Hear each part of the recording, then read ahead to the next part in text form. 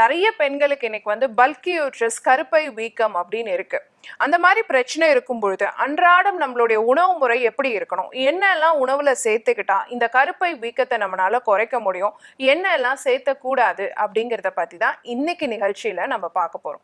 So பல்கி uterus கருப்பை வீக்கம் அப்படிங்கிறது நமக்கு இருக்காங்கிறது எப்படி தெரிஞ்சுக்கலாம்? ரொம்ப ப்ளீடிங் ரொம்ப அதிகமா இருக்கு அப்படின்னாலோ, இல்ல பீரியட்ஸுக்கு முன்னாடி மார்பு ரொம்ப கனமா இருக்கு, ரொம்ப வலிக்குது, தொடை ரொம்ப வலியா இருக்கு, இடுப்பு வலி அதிகமா இருக்கு, அடி வயிறு ரொம்ப கனமா இருக்கு, நிறைய மூட் ஸ்விங்ஸ் வருது, திடீர்னு நிறைய கோவம் வருது, பீரியட்ஸ் ரொம்ப நாளைக்கு ஃப்ளோ இருக்கிற மாதிரி இருக்கு, கட்டி கட்டியா போற மாதிரி இருக்கு, இந்த மாதிரியான சிம்டம்ஸ் எல்லாம் இருந்துச்சுன்னு சொன்னா நமக்கு கருப்பை வீக்கம் இருக்கு, பல்கி யூட்ரஸ் இருக்கு அப்படிங்கிறத நம்ம தெரிஞ்சுக்கலாம்.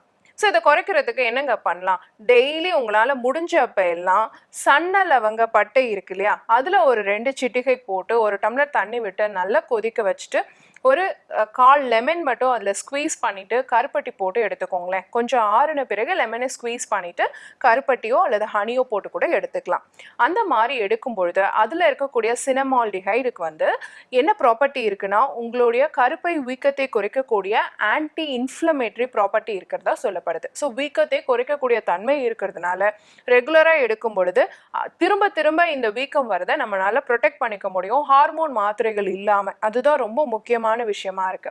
ரெண்டாவது விஷயம் பாத்தீங்கன்னா, நம்ம எப்பயுமே வந்து கருப்பை வீக்கத்தை குறைக்கணும்னா அதிகமா சேர்த்திக்க வேண்டிய ஒரு சுவை வந்து கசப்பு சுவை. நார்மலா கிரீன் டீ இருக்கு இல்லைங்களா, அதை நீங்க ரெகுலரா ஒரு நாளைக்கு 1 கப் இல்லைன்னா 2 கப் வீதம் எடுத்துக்கலாம்.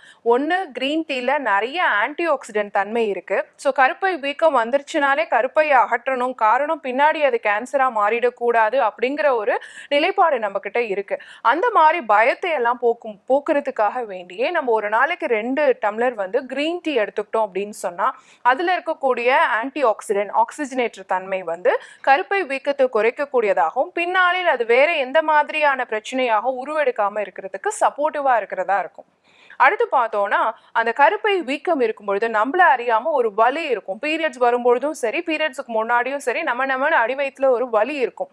அதுக்கு காரணம் அந்த இடத்துல இருக்கக்கூடிய நோய் தொற்று கிருமிகளாக இருக்கலாம். ஸோ அந்த காரணத்துக்காக என்ன பண்ணலாம்னா, ஒரு சின்ன துண்டு இஞ்சியை தட்டிட்டு 2 சிட்டிகை மஞ்சத்தூளும் 2 சிட்டிகை மிளகுத்தூளும் போட்டு ஒரு டீ மாதிரி எடுக்க சொல்லியிருக்கேன். கருப்பட்டி சேர்த்து எடுத்துக்கலாம். இது வந்து கருப்பை பகுதியில் இருக்கக்கூடிய அத்துணை நோய் தொற்று கிருமிகளையும் அழிக்கக்கூடியதாக இருக்கும். ஸோ இது வந்து டெய்லி எடுக்கணுமானா தேவையில்லை.